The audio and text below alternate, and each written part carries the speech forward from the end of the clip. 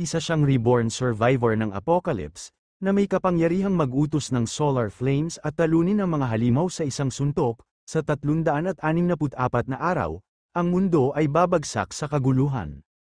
Ngunit si Fang Yi ay hindi ang parehong batang lalaki na minsan niyang kinaawaan, siya lang ang pag-asa ng sangkatauhan. Matapos gisingin ang isang misteryosong sistema mula sa bingit ng universe, nagsimulang sumipsip si Fang Yi ng mga anomalya ng aura. Nakuha ang ginintuang pamamaraan ng paghinga ng araw at na-encode ang enerhiya ng yang sa mga sandata. Habang ang mundo ay tumatakbo pa rin sa mga grado at pera, siya lamang ang nakakaalam na ang panahon ng mga cultivator ay tumataas, habang ang mga estudyante ay natarante sa mga heatwave at bumabagsak na abo. Lumalakad siya sa mga disaster zone at lumalabas na kumikinang, habang tumatakas ang iba. Binubuksan niya ang mga sandata ng espiritu, nililinis ang mga sirang lupain, at nakipaglaban sa mga mutated na hayop gamit ang mga gintong kamao. Pinanday niya ang eskarlata na apoy na espada sa pamamagitan ng pagbulusok nito sa lava. Tinatalo niya ang mga halimaw sa pamamagitan ng pagkagat sa kanilang mga kuko, kahit na ang Cultivation Association ay nanunood, na nabigla sa isang pioneer na sumusulong ng mas mabilis kaysa sa sinumang nakita nila. Kapag ang iba ay naghahangad na nakawin ang kanyang mga natamo, ang isang nagniningas na pag-indayog ay naghihikayat maging ang mga kaaway ay humingi ng awa, matatapos na ang mundo. Ngunit nakita na ito ni Feng Yi minsan, at sa pagkakataong ito, babaguhin na niya ito. Nagsisimula ang kwentong ito sa ilang system window na nagpapalam sa mga mamamayan tungkol sa serye ng mga maanumalyang kaganapan na nagaganap sa buong mundo. Isang higanteng abalone ang naiulat na natagpuan ng mga mangingisda sa baybayin, napakalaki na kahit 10 tao ay hindi makapaligid dito, na pinaghihinala ang isang mutation na dulot ng nuclear wastewater. Mayroon ding impormasyon tungkol sa isang sinaunang puno sa isang lugar ng turista na lumalaki ng ligaw. Kumakalat ang mga ugat nito ng kilometro, at mga bitak na lumilitaw sa lupa dahil sa isang posibleng abnormal na pulso ng lupa. Ang mga abiso ay nagpatuloy sa mga higanteng baging na nahuhulog mula sa langit, na ginagawang totoo ang mga engkanto at may balita na ang mga subway track ay nawasak sa maraming lugar, na nagresulta sa ilang mga nasawi. Walang nagbigay pansin dahil alam nilang ang lahat ng ito ay hindi hihigit sa isang grupo ng mga sensationalist na headline. Hindi masyadong naiiba sa maling alarma tungkol sa kagat ng zombie taon na ang nakakaraan. Maraming mga mag-aaral ang nagtipon sa harap ng paaralan. Isinasaalang-alang na ang mga lokal na alingaungaw ay mas kawili-wili kaysa sa mga balita. Biglang nabaling ang kanilang atensyon sa papalapit na figura. Ito ang kagandahan ng paaralan na si Chu Qingli. Kaagad, nag-isip ang karamihan kung sa wakas ay makikipaghiwalay na siya sa kanyang nobyo. Ayon sa kanila, ang relasyon ay walang iba kundi isang gawa ng kawang-gawa sa kanyang bahagi. Si Chu Qingli ay natanggap na sa Chengcheng University, habang ang kanyang kasintahan ay hindi pa nakapasok sa isang disenteng unibersidad. Dahil dito, ang kanilang mga kinabukasan ay nasa ganap na magkakaibang antas. Lumapit si Chu Qingli kay Fang Yi at tinawag ang kanyang atensyon. Lumingon si Fang Yi na medyo curious, sa malamig na ekspresyon. Ipinaliwanag niya na pinag-isipan niya ito at hindi makatutuhanan ang kanilang relasyon. Ang pag-ibig sa paaralan ay palaging umabot sa punto kung saan nagising ang isa at napagtanto na hindi sila para sa isa't isa. Ang isang buhay na magkasama, ayon sa kanya, ay nangangailangan ng hindi lamang lakas ng loob, kundi pati na rin ang pagiging tugma. Para sa lahat ng kadahilanang ito, pinakamahusay na tapusin ang mga bagay. Inisip niya nang may pang-aalipusta na kahit anong pilit nitong makuha siya pabalik, imposible yun, nanatiling tahimik si Fang Yi, at nang mapansin ito, inisip ng mga tao na ang kawalan niya ng reaksyon ay dahil sa sobrang gulat niya na siya ay bumagsak o nawalan ng malay. Kung tutuusin, siya ang kagandahan ng paaralan. Inaasahan nila sa ating bida na siya ay nakaluhod, nagmamakaawa ng isa pang pagkakataon, gayunpaman, sa pagmamasid sa kanya. Napagpasyahan lamang nila na hindi siya katugma sa isang mayaman at magandang babae. Isang Polaka na nagnanais ng isang swan, sa isang kalmadong tingin. Pumayag si Fang Yi na makipaghiwalay sa kanya. Iniwan si Chu Qingli at ang iba pa sa gulat. Nang makitang wala na siyang masabi, tinalikuran siya ng ating bida at nagpas siyang umalis. Nagpanik siya at tinawag siya. Sa isang matalim na tingin, lumingon si Fang Yi at tinanong kung ano ang gusto niya. Habang ang kanyang mga mata ay nagniningning sa galit, nilinaw niya na wala siyang pakialam kung ano ang iniisip nito o kung anong mga trick ang kanyang gagamitin, hindi siya babalik sa kanya. At gusto niyang maging malinaw ito, sinimulan siyang titigan ni Fang Yi at hiniling sa kanya na huwag purihin ang sarili, na tinawag siyang kagandahan ng paaralan. Nang marinig ito, nanlaki ang mga mata niya sa gulat, na ikinamula niya. Ang iba ay nabigla sa inasta ni Fang Yi. Alam ni Fang Yi na si Qiu Qingli at ang iba pa ay walang ideya kung ano ang mangyayari. Alam niya na ang kasalukuyang mga tuntunin ng lipunan, tulad ng pera at edukasyon, ay malapit ng maging abo. Hindi nila alam na siya ay bumalik mula sa isang sakuna sa hinaharap, isang lalaking muling isinilang sa timeline na ito. Dahil dito, ang Qiu Qingli na nauna sa kanya ay, para sa kanya, ay isang malayong estranghero sa ibang buhay. Umalis si Fang Yi sa paaralan, mayroon siyang mas mahalagang bagay na dapat asikasuhin. Para sa kanya, ang mga kagandahan at reputasyon ng paaralan ay hindi nauugnay, dahil ang lahat ng bagay ay malapit ng ganap na muling magbago ng ayos. Ang tunay na krisis ay nagbabadya sa buong sangkatauhan sa Blue Star. Nagsimula ang lahat noong nakaraang gabi, nang magising si Fang Yi at ipinakita sa kanya ng ilang kakaibang bitak ang hinaharap, at pagkatapos ay ipinaalam sa kanya ng system na may nakitang pagbawi ng aura. Ang buong pag-activate nito ay magaganap sa loob ng 364 na araw, 11 oras, at 59 na minuto. At kapag nangyari ito, ang mundo ay sasailalim sa isang hindi pa nagagawang pagbabago. Medyo nalilito si Fang Yi. Ilang figure ang lumitaw sa kanyang harapan, at ang sistema ay nagsiwalat na ang mga patakaran ng lipunan ay muling isusulat. Ang panahon ng mga cultivator ay malapit nang dumating at kapangyarihan ang magiging bagong pamantayan. Medyo na-curious ang ating bida, iniabot ang kanyang kamay at tinanong kung sino ito, pagkatapos ay isang kakaibang liwanag ang nagsimulang lumitaw sa kanyang harapan. Lumitaw ang isang window ng system, na nagpapaliwanag na nagmula ito sa mga hangganan ng universo at gumamit ng mga top-tier na algorithm na isinama sa mga lihim ng kosmiko.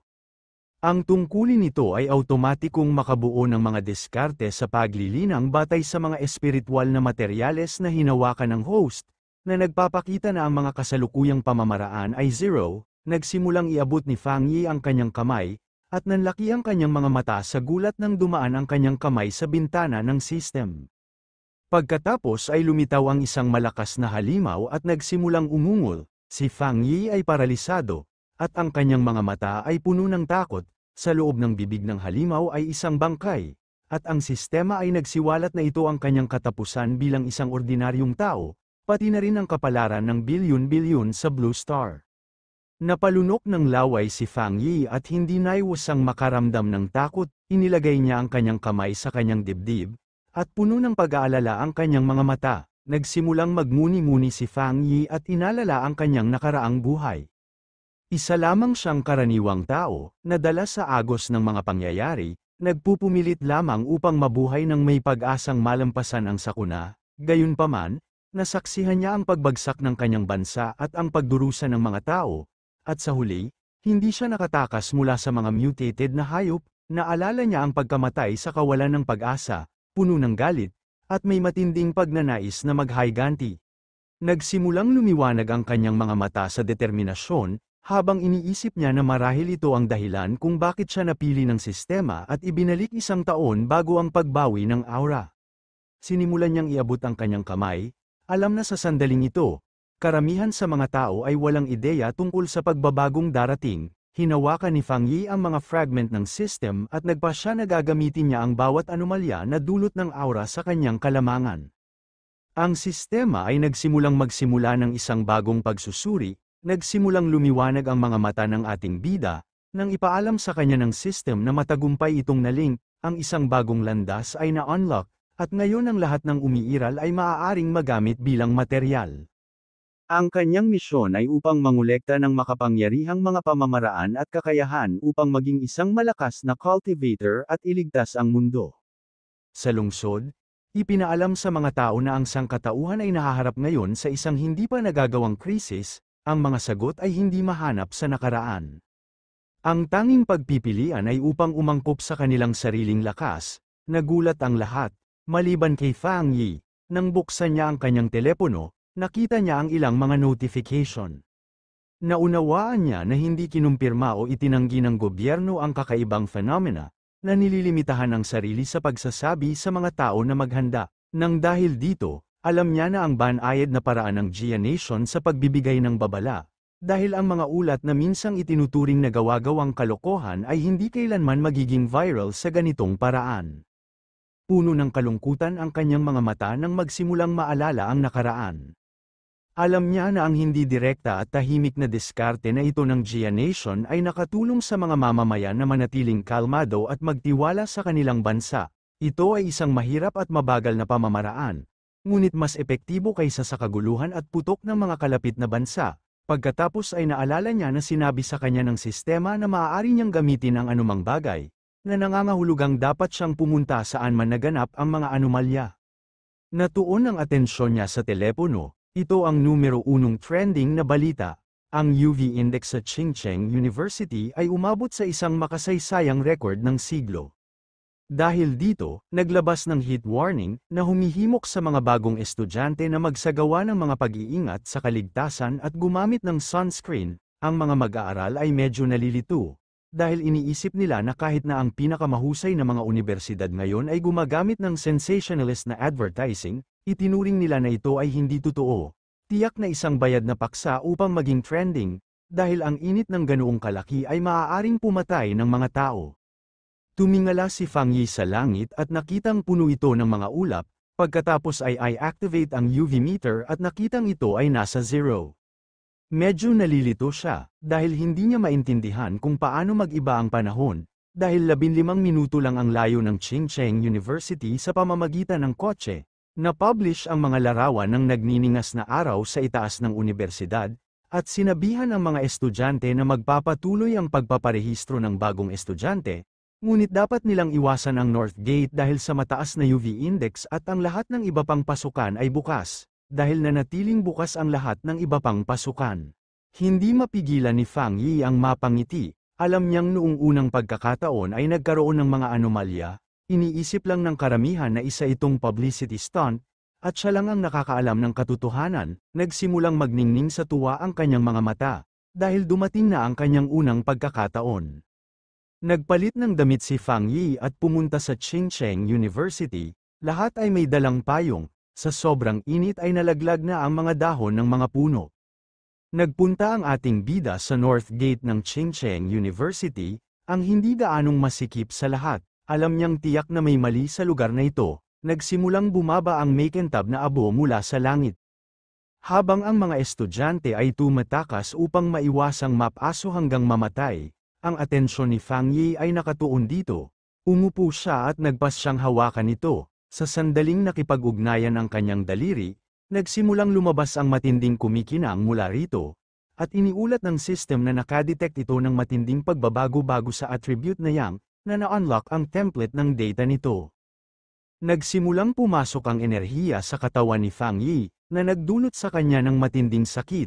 Isang matinding liwanag ang nagsimulang lumabas sa katawan ng ating bida, tinakpan ng mga tao ang kanilang mga mata upang maiwasang mabulag.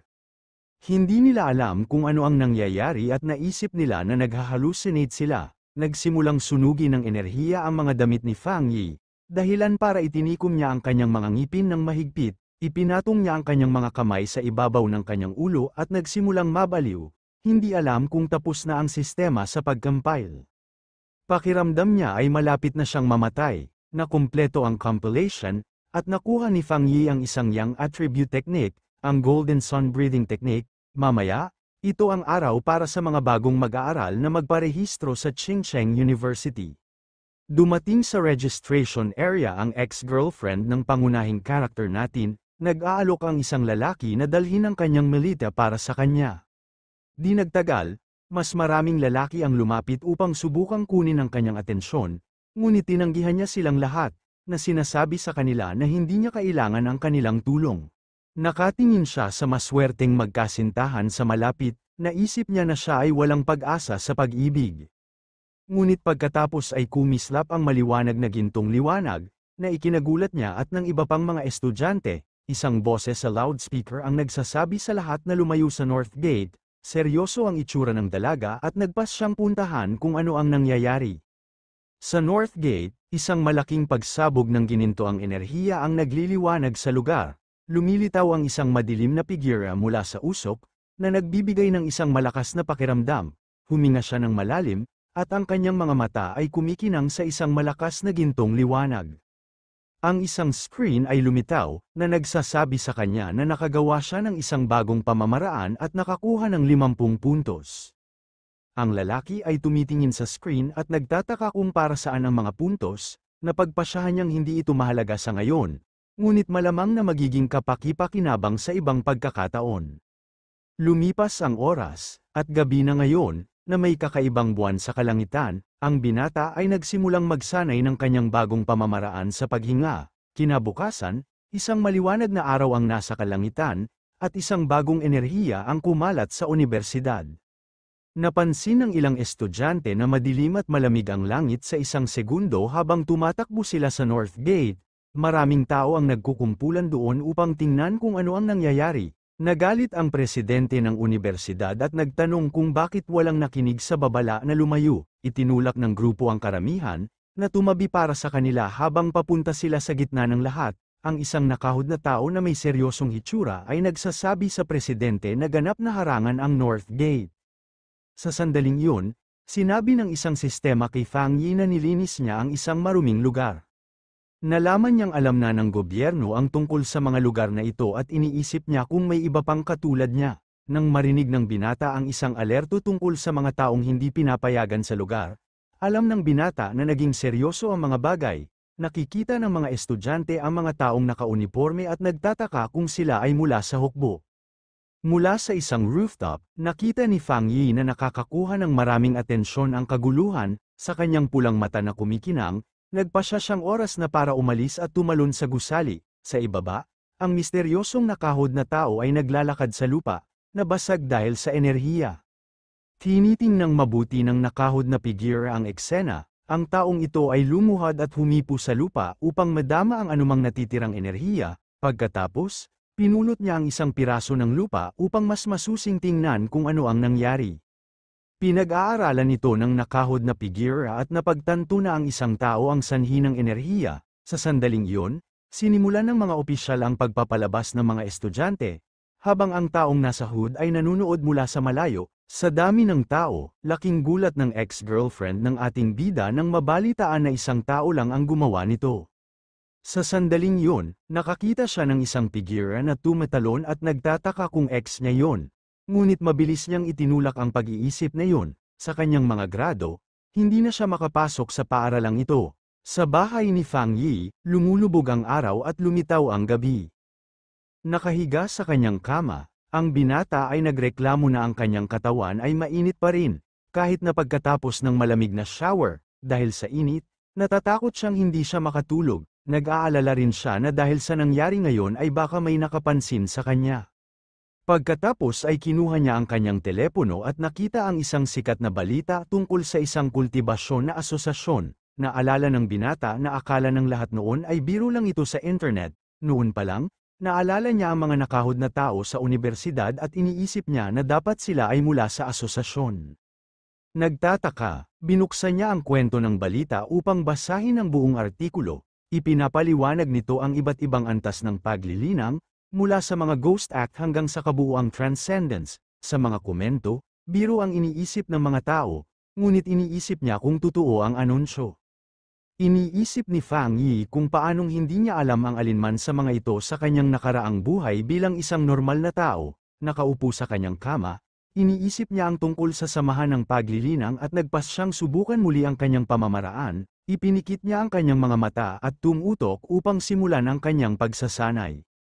Sa sandaling yun, nagsisimula siyang pawisan habang dumadaloy ang malakas na gintong enerhiya sa paligid niya. Nagsisimula siyang lumutang sa kanyang silid, na napapalibutan ng maliwanag na gininto ang kumikinang. Isang liwanag ang bumungad sa kanya. Ang unang hakbang ay palakasin ang kanyang katawan para hawakan ang kapangyarihan ng langit at lupa.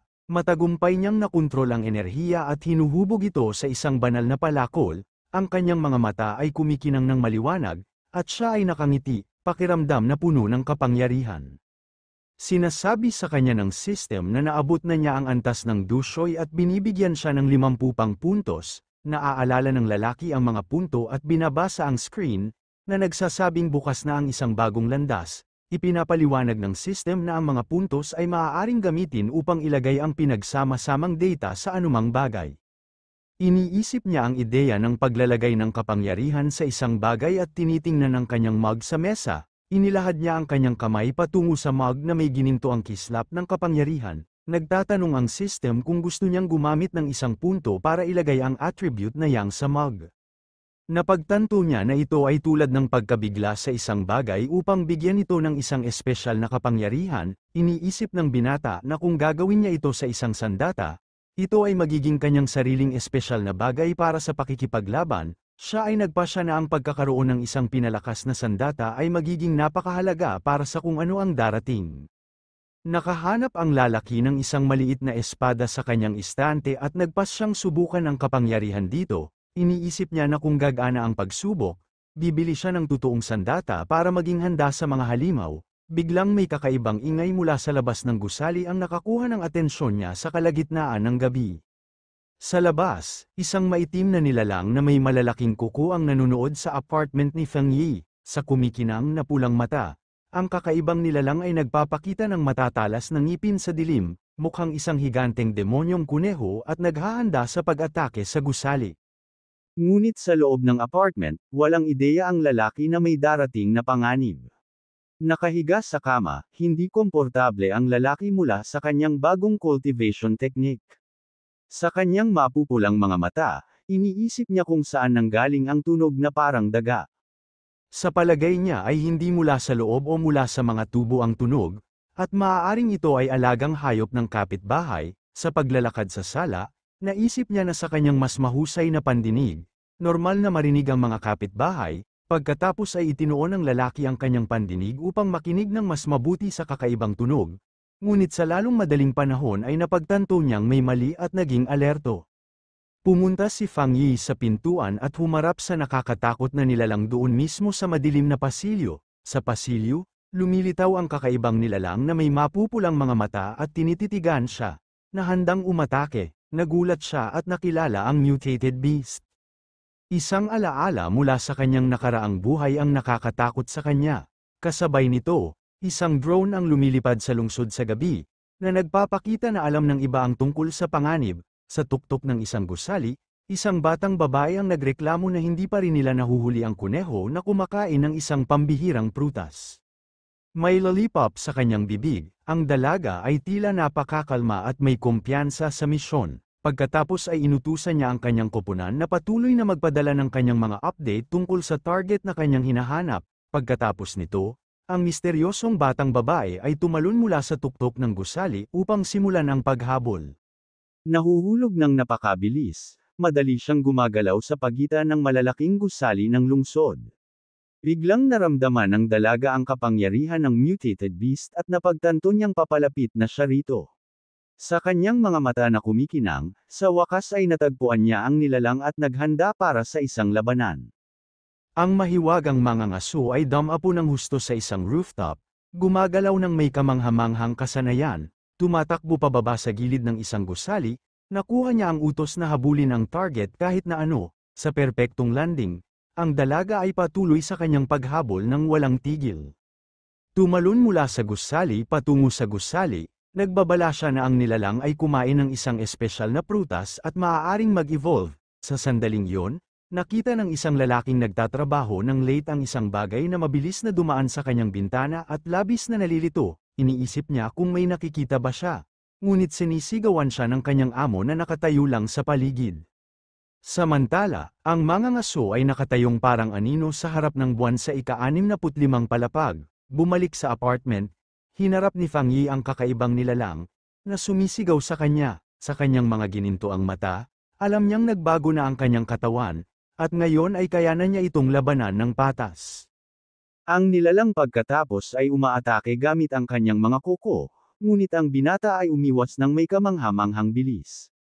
Iniisip ni Fang Yi na talagang nagbago ang kanyang katawan, at ngayon ay nakikita na niya ang mga pag-atake sa slow motion. na may sun energy sa kanyang kamay, nagtataka siya kung bakit may mutated beast na nandito kaagad. Pagkatapos ay naaalala niya ang mga bagay mula sa kanyang nakaraang buhay at nakaharap sa halimaw. Alam ng lalaki na ang nilalang ay hindi pa ganap na nag-evolve, at ang gabi ay nagpapalakas at mas nagagalit. Kaya sumugod siya para umatake, dahil kailangan niya itong pigilan, o lahat ng tao sa gusali ay mamamatay. Nakuha ni Fang Yi ang nilalang gamit ang kanyang kamay na puno ng enerhiya. Sa nakakagulat na lakas, kinagat ng lalaki ang kakaibang nilalang nang walang takot, mahigpit niyang hinawakan ang halimaw, at ang kanyang mga ginintoang mata ay kumikinang na may malamig at nakatutok na tingin. Pagkatapos ay pinaikot ng binata ang nilalang sa hangin at napagtanto na ang buntot nito ay ang mahinang bahagi nito. Sa pagkuha ng kanyang pagkakataon, hinawakan niya ang buntot ng hayop ng buong lakas. Inihagis ni Fang Yi ang halimaw sa bintana, at nabasag ito dahil sa lakas. Gamit ang kanyang kamao na kumikinang na ginto, naghahanda siyang magland ng isang malakas na suntok. Ang lalaki ay bumaril ng isang sinag ng enerhiya na tumama sa nilalang sa hangin. Ang halimaw ay pagkatapos ay ganap na natatakpan ng maliwanag na gininto ang sinag ng liwanag. Ngunit kinukuha ng kakaibang nilalang ang gininto ang enerhiya gamit ang mga bibig nito at sinubukang kunin ang kapangyarihan nito. Napagtanto ni Fang Yi na sinusubukan ng halimaw na nakawin ang kanyang kapangyarihan, at lumaban siya. Sa tingin niya ay masyadong malakas ang kapangyarihan ng araw at sinisira lang ng kuneho ang sarili. Di nagtagal, isang gintong pagsabog ang sumasakop sa halimaw, na hindi kayang hawakan ang ganoong kalaking enerhiya. Sa katabing gusali, isang mag-asawa ang nagising mula sa ingay, at ang lalaki ay nagtataka kung ito ay kulog. Pagkatapos ay pumunta siya sa bintana upang tingnan, ngunit walang nakitang kakaiba sa labas. Ang ating bayani ay damapo sa sahig, napapaligiran ng kung ano ang natitira sa kanyang gininto ang enerhiya. Iniisip ng binata na parang gutom na multo ang nilalang na sinusubukang kainin ang kanyang kapangyarihan. Pagkatapos ng laban, bumagsak ang mata ng halimaw sa sahig, naglalabas ng kakaibang itim na usok. Sa seryosong tingin, tinitigan niya ang natitira sa nilalang na kakatalo niya lang. Nang walang pag-iisip ng 2 beses, ang lalaki ay tinapakan ng husto ang mata, na dinurog ang natitirang hayop. Naiintindihan niya na ang nilalang ng gabi ay desperado para sa kanyang kabaligtaran na yang type na kapangyarihan. Iniisip ng binata na kung normal lang siya ay madaling kainin ng halimaw ang lahat ng tao sa gusali. Sa pamamagitan nito, alam niyang kailangan niyang matuto ng higit pang mga pamamaraan upang harapin ang mga panganib sa hinaharap. Samantala, isang misteryosong batang babae ang tumalon sa hangin sa liwanag ng buwan, na mukhang isang mangangaso. Sa kamangha-manghang bilis, tumakbo ng napakabilis ang dalaga sa gilid ng isang gusali. Nang makarating siya sa eksena, ang misteryosong mangangaso ay nagulat. Nakatayo doon sa kalagitnaan ng gabi, iniisip niya kung may nakatalo na sa kanyang target. Nakaluhod sa lupa, sinabi niya na ang target ay nawasak, at susubukan niyang i-recover ang attribute ng residual night. Ngunit nang hawakan niya ang labi ng halimaw, nagulat siya sa isang gintong enerhiya na nandoon pa rin. Nakaramdam ang dalaga ng matinding init at nag-aapoy na kapangyarihan na nagpa-atras kaagad sa kanya. Naaalala ng kabataang babae ang enerhiya mula sa gate ng unibersidad, at naiintindihan na hindi ito isang pagkakataon. Matapos ang pagtuklas na ito, ang batang babae ay lumingon sa kanyang tagapagbalita na may seryoso at determinadong itsura. Sinabi niya sa kanyang base na ang target ay pinatay ng isang makapangyarihang bagong forerunner na may espesyal na kakayahan. Isang boses sa kanyang communicator ang nagtatanong kung ang parehong tao ang naglinis ng gate at pinatay ang kuneho. Kinukumpirma ng isang lalaki na wala silang impormasyon sa taong ito, at dapat siyang i-recruit ng asosasyon. Sumang-ayon ang babaeng kulay pilak ang buhok sa plano. Pagkatapos ay maingat niyang inilagay ang maliit na apoy ng enerhiya sa isang lalagyan sa kanyang damit. Sinabihan siya ng kanyang amo na itigil ang kanyang iba pang mga misyon at tumuon sa paghahanap ng bagong forerunner. Sa pagkakataong yun kumuha siya ng lollipop, mahinaong binuksan ng misteryosong mangangaso ang lollipop na hawak niya. Inilagay ng dalaga ang lollipop sa kanyang bibig at sinasabing lubos niyang naiintindihan ang bagong misyon. Ngunit bago niya simulan ang misyon, sinabi ng batang babae na kailangan muna niyang kumuha ng milk tea para makapagpahinga. ang isang boses sa tagapagbalita ay nagtataka kung sino ang misteryosong taong ito na may napakaraming kapangyarihan. Sumang-ayon ang dalaga na tama ang presidente, at kailangan niyang makilala ang makapangyarihang master na ito. Nagsisimula ang araw ni Feng Yi sa pagsikat ng araw, siya ay nag-inat, handa ng magsanay. Alam niyang ang paggising ng maaga ay mabuti para sa kanyang kapangyarihan, kaya naghahanda siya para sa isa pang sesyon, ginagamit ng manlalaban ang kanyang paraan ng paghinga, na kumukuha ng ginintoang enerhiya sa umaga, habang pinupuno siya ng enerhiya, kumikinang ang kanyang mga mata ng ginintoang kapangyarihan. Pumasok siya sa kaharian ng Ghost Axe at naramdaman ang paglitaw ng kapangyarihan ng pamamaraan, isang biglaang pagsabog ng enerhiya ang nagulat sa kanya, na pagtanto niyang lumalakas na naman siya. Ang kapangyarihan ay dumadaloy sa kanyang katawan, at nakatuon siya upang kontrolin ito, mahigpit ang kanyang kamao, nararamdaman ang enerhiyang nasa kanyang kamay, ipinatawag niya ang kanyang key axe at nakitang mas magaan ang pakiramdam ng sandata. Mahigpit niyang hinawakan ang hawakan ng sandata, handang subukan ang kanyang bagong lakas, itinaas ng mandirigma ang gintong palakol sa kanyang ulo, naghahanda ng isang malakas na hampas, naabot niya ang 2-star Ghost Axe Realm, na naglalabas ng kanyang lakas. Ang kanyang mga mata ay nag-aapoy na ngayon sa gintong apoy, na nagpapakita ng kanyang bagong kapangyarihan, lalong lumakas at matigas ang katawan ni Feng Yi pagkatapos ng pagbabagong ito. Mabilis siyang lumakas dahil ginamit niya ang dagdag na enerhiya mula sa huling power-up niya. Nagpasya si Feng Yi na mula ngayon, dahan-dahan at maingat siyang mag-level up, isang hakbang sa isang pagkakataon, ngunit ang kanyang lumalagong kapangyarihan ay nakakakuha ng maraming pansin, kaya kailangan niya ng isang mas pribadong lugar. Sa opisina ng asosasyon, may kakaibang nararamdaman ang isang lalaki sa hangin.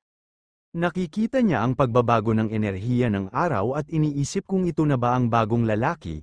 Nakahanap si Feng Yi ng tahimik na lugar sa tabi ng ilog para ipagpatuloy ang kanyang mga plano, lumilitaw ang isang screen ng system, at kinumpirma niya na magdaragdag siya ng isang espesyal na kalidad sa kanyang armas. Naaalala niyang sinubukan niya ito sa isa pang item, ngunit hindi nito kinaya ang lakas. Sa pagkakataong ito, gumagana ang bagong talam sa kanyang lakas, na gumagawa ng isang malakas na koneksyon, kinukumpirma ng mensahe ng system na gumana ang pag-encode ng item. Nasa sabik sa kanyang bagong sandata, naghahanda siyang subukan kaagad ang kamangha-manghang kapangyarihan nito. Ang resulta ng pagsubok ay nabigla sa kanya sa hindi kapani-paniwalang kapangyarihan na pinalabas ng espada. Isang malaking gininto ang sinag ng liwanag ang sumisibol mula sa talam patungo sa kalangitan. Ang mandirigma ay umindayog gamit ang kanyang espada sa apoy, nararamdaman ang kapangyarihan na dumadaloy sa kanya. Siya ay halos magsimula ng isang napakalaking apoy sa indayog na yun at nakita kung gaano kadelikado ang kanyang lakas. Malaki ang usok mula sa pag-atake, kaya alam niyang nakita siya at kailangang umalis.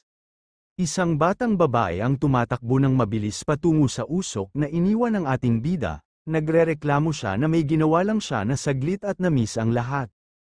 Biglang huminto ang dalaga. Nakikita niya na talagang kumukulo ang ilog, lumipad ang ahente sa nasirang lugar, iniisip kung ano ang ginawa ng bagong lalaki sa lugar, naiisip na niya na sinasabihan siya, dahil nagkamali ang lahat simula nang magpakita siya. Noon lang, isang gininto ang kislap sa di kalayuan ang nakapansin sa kanya, at naging curious siya. Nabigla ang mangangaso sa kanyang naramdaman, hindi ito dapat posible.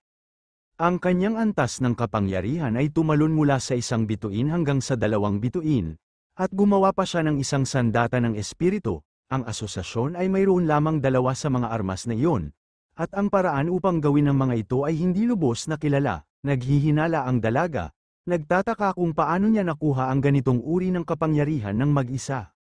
Ngunit sa palagay niya ay maaaring siya ay mali, at nagpasya na simulan ang paglilinis ng gulo na ginawa niya. Sa malayo, iniisip ni Feng Yi kung paanong ang kanyang sandata ngayon ay may katangiang yang. Ngunit gusto niya ng higit pa, maaaring i-encode ng system ang anumang bagay, kaya plano niyang magdagdag ng higit pang mga katangian sa talam. Biglang tumunog ang phone niya, may message siya mula sa hindi niya kilala, nakalimutan na niyang maging pribado. At ngayon ay isang estranghero ang nag-iimbita sa kanya sa isang grupo ng mga pioneer. Laking gulat niya nang malaman niya na ang mga opisyal na miyembro ay dapat na hindi bababa sa antas ng Ghost X Realm. Ang estranghero ay nag-uusap tungkol sa isang bagong polusyon sa lugar at iniimbitahan siya sa isang grupong pangangaso. Tinanong niya ang lokasyon, at ang estranghero ay nagpadala ng isang file. Ito ay tungkol sa Lava Dragon ng Shadow River. Ang zone ay may lava, at ang parehong katangian na mayroon siya. Kaya nagpa siya si Fang Yi na tanggapin ang imbitasyon.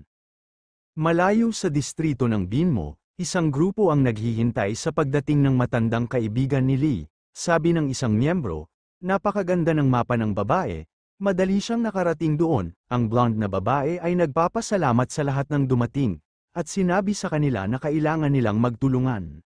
Siya ay mula sa Cultivation Association, at na-disappointed siya dahil ang mga pioneer dito ay hindi masyadong malakas. Ang hindi alam ng marami, ang Cultivation Association ay isang government group. Ang pagpasok sa grupo ay mahirap, at kinakailangan ng kanyang pamilya na humingi ng pabor, kaya ayaw niyang mabaigo. Sa sandaling yun, nakita ng isa sa mga explorer ang pagdating ng newbie at tinawag siya sa kanyang pangalan, Fang. Malakas na pumasok si Fang Yi gamit ang kanyang bagong espada, at ipinakilala ang kanyang sarili sa grupo. Ang ahente ay nagulat sa kanyang kapangyarihan, ngunit nakita ang kanyang aura ay hindi nakakatakot, ngunit mainit. Dahil ang pangkat ay naroon lahat, ang pinuno ay nagbibigay ng hudyat, at sila ay pumunta sa pasukan ng kuweba. Nagpa siya si Fang Yi na mauna, at hiniling sa blonde na ahente na alagaan ng ilaw. Ang grupo ay naglalakad sa kuweba, at ang isa sa kanila ay nagbabala kay Fang tungkol sa mga maluwag na bato. Kakaiba ang tingin nila na hindi pa masyadong mainit ang lugar. Sinasalamin ni Fang Yi kung gaano siya kabilis tinanggap ng team, at naramdaman niyang totoo ang kanilang pagkakaibigan sa mahihirap na oras na ito. Si Fang Yi ay patuloy na sumusulong, at ang lupa sa ilalim ng kanyang mga paa ay nagsimulang magbago ng kulay, na nagpapakita na ang panganib ay malapit na. Bigla silang nakarating sa isang malaking siwang, at namangha silang makita ang isang ilog ng kumukulong lava sa harapan nila. Walang pag-aalinlangan, sumugod si Fang patungo sa panganib, at sinisigawan siya ng blonde na ahente na huwag maging walang ingat. Sa gulat ng lahat, itinulak ng mandirigma ang kanyang espada sa lava.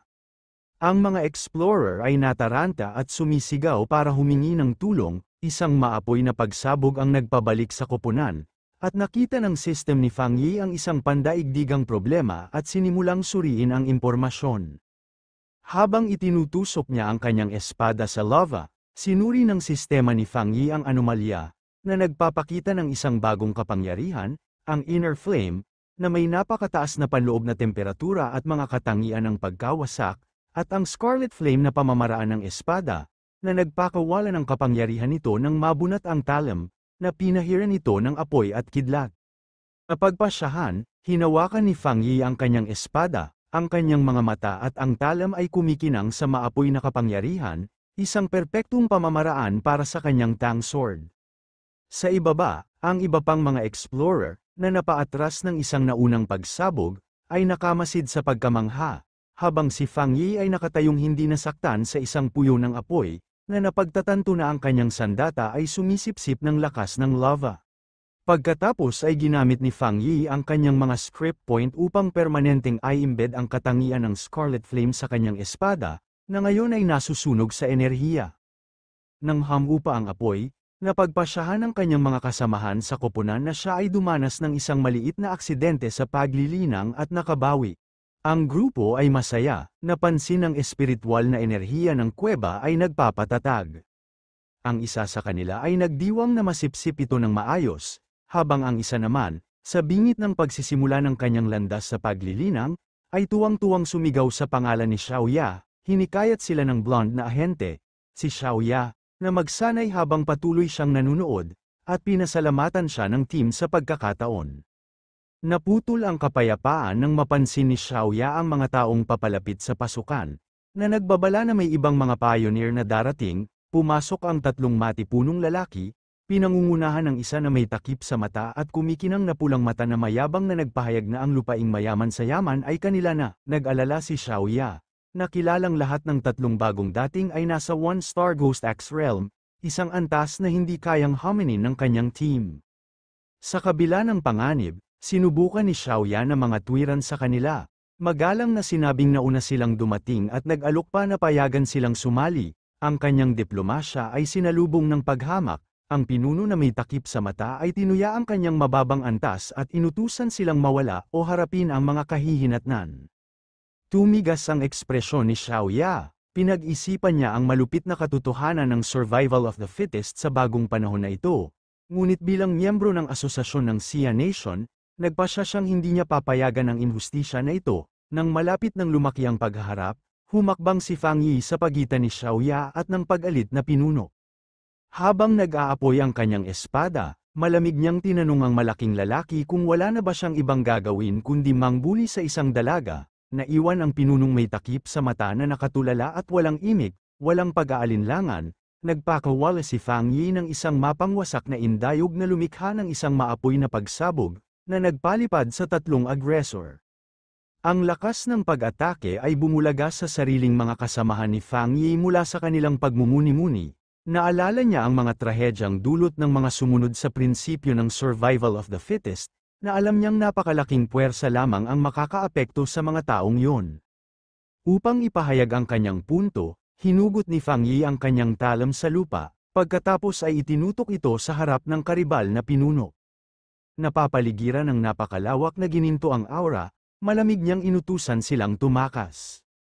Sa takot sa ikalawang pagpapakita ng kapangyarihan na ito, tinawag ng pinuno si Fang Yi na isang halimaw at sumigaw na tumakbo ang kanyang mga tauhan habang pinapanood sila ni Fang Yi na tumakas. Nagmamadaling lumapit ang kanyang mga kasamahan sa koponan, naghuhumindig sa pananabik sa kanyang hindi kapani-paniwalang kapangyarihan.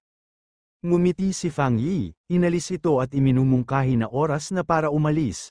Pag-alis nila, pinag-isipan ni Xiaoya ang napakalaking kapangyarihan na ipinakita ni Fang Yi, na pagtantong nagpigil siya. Dahil kumbinsido siya na isa siyang top-tier pioneer, alam niyang kailangan niyang iulat kaagad ang malaking pagtuklas na ito sa kanyang organisasyon.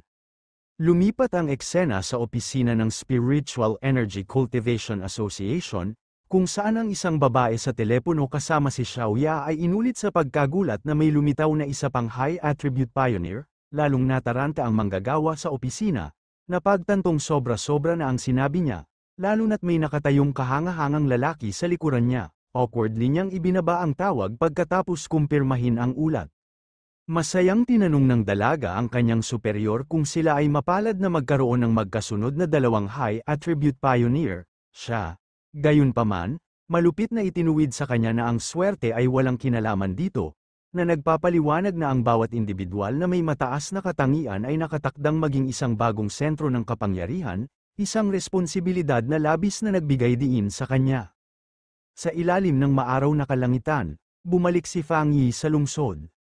Sinubukan niyang itago ang kanyang sarili bilang isang cosplayer, ngunit ang kanyang makapangyarihang presensya at tunay na espada ay nakakuha lamang ng higit na atensyon. Naputol ang kanyang paglalakad nang makita sa kanyang telepono na nag-viral na ang balita ng insidente sa kuweba. Sinumbatan niya ang sarili dahil sa kanyang kawalang ingat. Alam niyang masyadong kapansin-pansin ang pagsabog ng kanyang panloob na apoy. Ibinasura ang ideya na pagtataksilan siya ng kanyang mga kasamahan sa koponan, tumuon siya sa isang mas mahalagang bagay. Ang napakalaking enerhiyang yang na kanyang nasipsip ay nagtulak sa kanya patungo sa isang bagong tagumpay, kailangan niyang makahanap kaagad ng isang liblib na lugar at tumungo sa likod ng bundok. Pagkalipas ng 5 minuto, sa bundok ding iyon, isang babaeng may pilak na buhok na nagngangalang Su Qingying, isang dalubhasa sa pagpapanumbalik ng hardin, ay nakaramdam ng biglaan, malakas na presensya, nakakita siya ng matinding pagsabog ng liwanag, tulad ng isang maliit na araw, at nakilala ang mga senyales ng isang cultivator na pumapasok sa 3-star Ghost Axe Realm. Ang laki ng enerhiya ay namangha sa kanya. Hindi niya akalain na ang isang pambihirang tagumpay sa kaharian na iyon ay maaaring maging nakatatakot. Dahil sa isang pakiramdam ng tungkulin at isang kislap ng pagkilala, tumakbo siya patungo sa kaguluhan, na nangangakong hulihin ang misteryosong individual sa pagkakataong ito. Sa taas ng bundok, nakatutok si Fang Yi sa kanyang tagumpay. Humugat siya ng napakaraming gintong enerhiya, na umikot sa paligid niya bago nabuo ang isang maliwanag, parang araw na bola sa itaas ng kanyang ulo, habang siya ay nagmumuni-muni sa hangin. ang kapangyarihan sa likod niya ay bumuo ng isang komplikado, hugis bituin na banal na hugis. Ang ginintoang enerhiya ay sumiklab sa kanyang balat at ang kanyang mga mata ay kumikinang sa sobrang lakas habang sinusubukan niyang kontrolin ang ligaw na enerhiya. Sa wakas, ang kapangyarihan ay nagsama-sama, kumukuha ng hugis ng isang higanteng banal na palakol na gawa sa purong ginintoang at mapusyaw na asul na enerhiya, na dumadagundong sa kapangyarihan. Samantala, dumating si Su Qingying at biglang huminto nang makita niya ang kamanghamanghang tanawin. Siya ay tumingin sa ganap na hindi makapaniwala. Nakita na ang misteryosong tao ay malapit ng ay-ugoy ang banal na palakol na nilikha niya. Ang kanyang antas ng kontrol ay hindi kapanipaniwala. Nagtataka siya kung paano makakapag-utos ang sinuman ng napakaraming espiritual na enerhiya na may gayong perpektong kasanayan at katatagan. Tinatanong ang kanyang sarili kung ang lalaking ito ay lihim na nagsasanay sa loob ng maraming siglo. Ang tanawin ay nagbalik ng isang masakit na alaala. Naalala ni Su Qingying ang sarili niyang pagtatangka sa Ghost X 2-star level. Ang presyon mula sa kanyang sariling banal na palakol ay naging labis para sa kanya. Nagtutulak pabalik at nagpapaubos sa kanya ng dugo. Iniwan siya nitong nakahiga sa kama ng isang buong linggo. Siya ay likas na malakas, ngunit siya ay nabigo pa rin ng husto. Hindi niya maintindihan kung paano kakayanin ng halimaw na ito ang isang pambihirang tagumpay na mas malakas kaysa sa kanya. Habang tumatakbo siya palapit, mas lalo siyang namangha. Ang malaking halaga ng espiritual na enerhiya, ang perpektong kontrol sa bawat galaw ng palakol, at ang paraan ng bawat bit ng kapangyarihan na tila nadal-isay ng libu-libong beses, lahat ito ay higit pa sa anumang nakita niya. Napagpasyahan niya na ang taong ito ay hindi lamang isang kamanghamanghang halimaw, para siyang Diyos na bumaba mula sa langit. Napansin din niya ang kalmado at matatag nitong paraan ng paggawa. Karamihan sa mga pioneer, kapag naramdaman nilang malapit ng mangyari ang isang pambihirang tagumpay, ay nagmamadaling gawin ito. Ang taong ito, gayunpaman, ay gumalaw na may malalim na pakiramdam ng karanasan at isang malakas na pag-iisip, tulad ng isang master mula pa noong unang panahon. Natigil ang kanyang pag-iisip nang magsimulang gumalaw ang higanti, nagniningas na banal na palakol. Pinagmasdan niya ang kahangahangang tanawin habang umiindayog ito ng may layunin, patungo sa silangan. Sa rurok ng kanyang kapangyarihan, ang mga mata ni Fang Yi ay nagningas ng purong gininto ang liwanag habang ang mga bitak ng hilaw na enerhiya ay kumalat sa kanyang mukha. Siya ay lumutang sa loob ng isang nakabubulag na bagyo ng gininto ang kapangyarihan, matagumpay na nakontrol ang malaking halaga ng enerhiya na kanyang natipon upang mag-evolve. Pagkatapos ay lumitaw ang isang window ng system, opisyal na nagpapatunay na nagtagumpay siya, naabot na niya ang kaharian ng Ghost X 2-star. Ang bagong banal na palakol ay bumagsak sa lupa, inilabas ang lahat ng kapangyarihan nito sa isang malaking shockwave na palm unit sa buong bundok. Si Su Qingying ay nahuli sa malakas na pagsabog at kinailangan niyang pigilan ang sarili laban sa alon ng ginintoang enerhiya. Ang natitirang puwersa ay tumawid sa isang malaking landas sa kagubatan bago nawala. Ngunit nang siya ay tumingala, ang misteryosong lalaki ay ganap na nawala. Napabuntong hininga dahil sa pagsisikap at pagkadismaya. Hindi makapaniwala si Su Qingying na namiss niya ulit siya, lalo na't dumating siya sa loob lamang ng 30 segundo. Isang pag-aalala ang pumasok sa kanya, alam niya siguro na sinusubaybayan siya nito. Nag-aalala siya na kung nanatili itong mahirap hanapin, magiging imposible ang kanyang misyon na i-recruit siya. Nang malapit na siyang sumuko, tumigil siya, isang biglaang ideya ang sumagi sa kanya. Siya ay tumingin sa malayo mula sa landas ng pagkawasak at patungo sa isang higanteng matandang puno na ngayon ay kumikinang na may malambot, natitirang gintong liwanag. Sa panibagong pakiramdam ng katiyakan, tumawag siya sa kagubatan na tila walang laman, tinawag siyang senior at tinanong kung nasa lugar pa siya. Mula sa mga anino ng kagubatan, lumitaw si Fang Yi, ang kanyang nakahod na katawan ay nagbibigay ng malamig na kumpiyansa. Ang kanyang kumikinang na pulang mata ay kay Su Qingying. Alam niya kaagad na siya ang taong tumitingin sa kanya nitong mga nakaraang araw. Nang makitang natagpuan na siya, tumayo si Su Qingying at maayos na nagpakilala. Sinabi niya na siya ang kapitan ng Firefly Squad, isang bahagi ng Spiritual Practitioners Association ng Xia Nation at isa rin sa mga unang pioneer ng bansa. Sa ngalan ng asosasyon, taos-puso niya itong inanyayahan na sumama sa kanila. Inamin niya na 2 araw na niyang sinusundan siya at umaasa na hindi siya pinag-isipan ng masama ng kanyang mga pamamaraan. Habang nagsasalita siya, nanatiling tahimik si Fang Yi at ang kanyang mukha ay mahirap basahin sa ilalim ng kanyang hood. Idinagdag ni Su Qingying na habang hindi pa alam ng publiko, handa na ang lahat ng opisyal na papeles para sa asosasyon, gayunpaman, sa loob-loob niya ay labis siyang kinakabahan, maingat na pinipili ang kanyang mga salita, at nag-aalala kung iniistorbo niya siya o pinapagalitan ang makapangyarihang lalaki.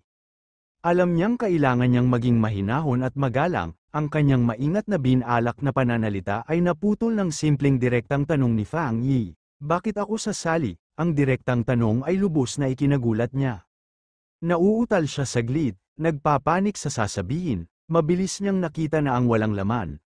Magagandang salita ay magiging walang silbi laban sa isang taong napakatalino, ang katotohanan ay ang tanging pagpipilian niya. Pinagsama-sama ang sarili, ipinaliwanag niya kung para saan ang asosasyon. Sinabi niya sa kanya na nais ng Xia Nation na tipunin at pag-isahin ang lahat ng mga naunang pioneer, upang gabayan sila sa isang organisadong landas at bigyan din sila ng karagdagang proteksyon. Alam niya na ang paglaki ay magulo ngayon at na ang isang asosasyon ay maaaring parang isang hawla sa isang malayang espiritu na tulad niya. Ngunit hiniling niya sa kanya na tingnan ang mas malaking larawan, ang isang mahusay na pagbabalik ng espiritual na enerhiya ay darating, at lahat sila ay kailangang tumayo ng sama-sama upang harapin ang hindi kilalang mga kaaway ng hinaharap. Matapos makinig sa kanyang madamdaming pananalita, si Fang Yi ay nakasandal sa puno, mukhang pagod at walang interes. Sinabi niya sa kanya ng malinaw na hindi siya payag na sumali, ipinaliwanag niya na, sa ngayon, hindi pa rin niya kayang lubusang magtiwala sa kanya o sa asosasyong kinakatawan nito. Si Su Qingying ay naiwang ganap na nakatulala at hindi nakapagsalita sa kanyang direktang pagtanggi, ang kanyang mga mata ay nanlaki sa gulat. Sa pagharap sa kanyang pagtanggi, si Su Qingying ay naging desperado, mabilis niyang hinugot ang identification card mula sa kanyang jacket, itinaas ito para makita niya, mabilis niyang ipinakilala ang kanyang sarili bilang Su Qingying at binanggit na dati siyang isang kilalang atleta bago bumalik ang espiritual na enerhiya. Nakiusap siya sa kanya na paniwalaan siya, umaasa na ang kanyang pampublikong pagkakakilanlan ay magbibigay sa kanya ng dahilan upang magtiwala sa kanya. Tumigil si Fang Yi at inisip ang kanyang mga sinabi, hinawakan niya ang kanyang baba ng may pag-iisip, na sinasabing malabo na niya itong naalala.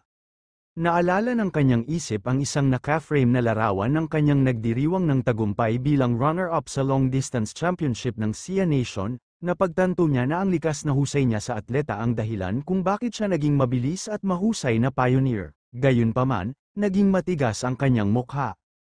Isang madilim na alaala mula sa kanyang nakaraang buhay ang pumasok sa isip, na nagpapakita ng isang pangitain ng isang wasak na lungsod. Alam niya na sa kanyang orihinal na timeline, ang gawain ng Xia Nation, kabilang ang asosasyon, ay nabigo sa huli, na humahantong sa katapusan ng sangkatauhan. Ngayong bumalik na siya dala ang kanyang sistema, alam niyang kailangan niyang maging bahagi ng solusyon, ngunit ang pagsali sa asosasyon sa puntong ito ay hindi tamang hakbang. Sa paglalagay ng mas maalalahang tingin, tumingin siya pabalik sa isang umaasa na si Su Qingying at kinumpirma na naaalala niya ito. Sinabi niya sa kanya na pag-iisipan niya ang tungkol sa kanyang alok, at bago siya makasagot, tumalon siya sa hangin at mabilis na umalis sa lugar. Sa sobrang bilis, lumitaw siyang muli sa likod mismo ng isang nagulat na si Su Qingying. Binigyan niya ito ng matibay na kondisyon, dapat niyang ilihim sa lahat ang lokasyon nito sa ngayon. Sa isip niya, pinag-aralan niya ang magalang na paggawin nito at nahulaan niya na ang asosasyon ay maingat sa pagkagalit sa makapangyarihang mga pioneer na hindi nila kasama. Nakita niya ito bilang isang kahinaan na magagamit niya. Iminungkahi ni Su Qingying ang isang deal. Ipinaliwanag niya na nakita ng asosasyon ang enerhiya mula sa kanyang pambihirang tagumpay, at kailangan niyang maghain ng ulat. Iminungkahi niya na magpadala ng isang ulat na pinaghalong katotohanan at kasinungalingan upang protektahan ang kanyang pagkakakilanlan habang pinananatiling masaya ang kanyang mga amo. Pagkatapos ng ilang sandali ng pag-iisip, pumayag si Fang Yi sa kanyang plano. Sinubukan ni Su Qingying na tawagan si Fang Yi habang pumayag ito sa kanyang plano, ngunit sa isang kisap mata, wala na siya. Tumakbo siya pababa sa dalesdis ng bundok pagkatapos niya, ngunit wala itong silbi. Pagod at inis, lumakad siyang mag-isa sa isang daanan ng kagubatan, bumubulong-bulong sa pagkabigo tungkol sa kung ilang beses niya itong nabigo na mahuli at kung paano siya ngayon ay sinusubukang iwasan siya. Bamantong hininga siya. Nagrereklamo tungkol sa nakakapagod na trabaho ng pagbuburn ng malakas na mga palatandaan ng enerhiya na iniwan niya pagkatapos ng bawat insidente. Naputol ang kanyang pag-iisip ng isang boses sa kanyang earpiece, na nagsasabi sa kanya na ihinto ang pag-aalala tungkol sa mahirap hanapin na pioneer at alalahanin ang misyon na kanyang ginagalawan. Seryosong sabi ng boses sa kanya na nagpakita na naman ang mga kakaibang nilalang, natigilan si Su Qingying. Nanlaki ang kanyang mga mata sa gulat nang itanong niya kung nakabalik na ba sila. Isang nakakatakot na alaala ang bumaha sa kanyang isipan, na nagpapakita sa kanya na napapalibutan siya ng isang pulutong ng mga nakakatakot na malalobo na nilalang na may duguan ang mga bibig at kumikinang na pulang mata. Naisip niya sa sarili na hinding-hindi niya makakalimutan ang mga kakaibang hayop na yun. Ipinaliwanag ng kwento kung ano sila. Mga halimaw na malamig, mas asama, at uhaw sa dugo, na ipinanganak mula sa mga polusyong zone na ginawa ng pagbabalik ng espiritual na enerhiya, nakakuha sila ng kapangyarihan mula sa mga zone na ito, na naging mga halimaw na kumakain ng tao, ang ilan ay maaaring magtago bilang mga natural na sakuna, na pumatay sa sinuman habang hinahati nila ang mga lupain at gumawa ng mga bagong polusyon. Kung hindi sila pipigilan, ang kanilang napakamapanirang kalikasan ay hahayaan silang patuloy na kainin ang mundo ng mga tao hanggang sa wala nang natira. Isang malakas na bagyo ang biglang tumama sa lungsod, ang kalangitan sa gabi ay hindi naiilawan ng mga streetlight, ngunit sa pamamagitan ng patuloy na marahas na pagkislap ng kidlat. Bumuhos ang ulan, at sinindihan ng mga pulang alerto ang mga telepono ng mga tao, nagbabala sa matinding bagyo at sinasabi sa lahat na manatili sa loob. Isa pang alerto ang nagpahayag na ang Yuhuang Mountain Area ay sarado dahil sa mga panganib sa pagbaha, mula sa kanilang mga bintana. Nagkomento ang mga tao na hindi sila nakakita ng bagyong ganito kalala sa loob ng maraming taon, na may mga nagbibiro na ang isang makapangyarihang nilalang ay maaaring nahaharap sa isang pagsubok sa kidlat sa malapit. Nakatago sa maulan na eskinita, pinagmasdan ni Fang Yi ang bagyo ng malungkot, ang kanyang pulang mata ay kumikinang, nararamdaman niya ang napakalaking lakas ng kidlat sa hangin, na kinikilala ang ligaw na kapangyarihan nito, alam niyang hindi ito ordinaryong bagyo kundi isa pang anomalya, na ang kapangyarihan nito ay nakatuon sa isang punto. Nilaibat ng kanyang mga mata ang mga gusali ng lungsod at nakalok sa isang malayong taluktok ng bundok na paulit-ulit na tinatamaan ng kidlat. Nahanap na niya ang sentro ng bagyo, walang pag-aalinlangan, tumakbo si Fang Yi sa pagbuhos ng ulan, tumalon sa mga rooftop habang siya ay nagmamadali patungo sa bundok.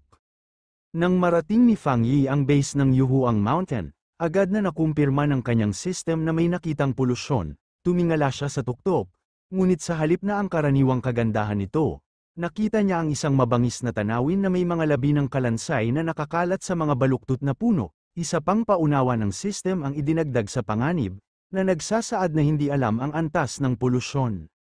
Gayunpaman, si Fang Yi ay sumulong ng walang pag-aalinlangan, naglalakad sa madilim, mabagyong kakahuyan na may determinadong tingin. Habang papalapit siya sa gitna ng bagyo, nakita niya ang isang napakalaking asul na kidlat na tumama sa tuktok ng bundok, na nagbibigay liwanag sa buong lugar. Nahanap na niya ang kanyang target.